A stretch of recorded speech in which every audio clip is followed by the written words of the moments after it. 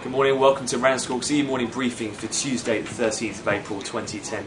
Starting off with earnings season, which officially kick-started off yesterday with Alcoa's earnings.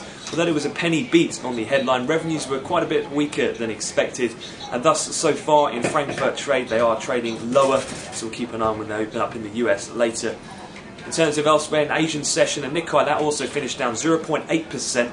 Chip makers there on a sector basis did underperform, and that comes ahead of the Intel earnings, which will come after the market close on Wall Street today.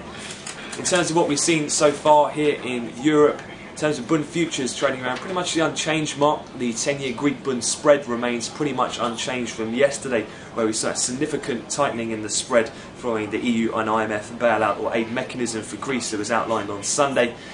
In terms of what the market's looking out for very much in fixed income space will be the 6-month and 1-year T-bill sales to come from the Greek Treasury later on. That should hit the tape at around 10:15 to 10:30 this morning, and should act as very much a good litmus test for investor demand for Greek debt following the aid mechanism announced at the weekend.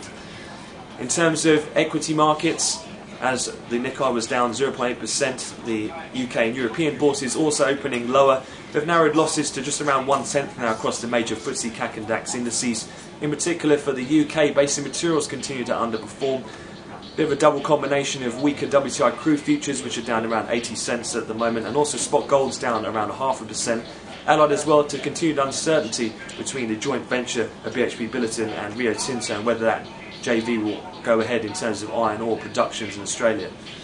In terms of elsewhere, as we look ahead towards the rest of the schedule, it's going to be pretty busy in terms of the US session. We do have US trade balance, and if I just refer to this sheet here, we've got quite a few other things. We've got the NFIB Small Business Optimism Index from the US. We also have US Import Price Index. In Canada, they'll have their new Housing Price Index.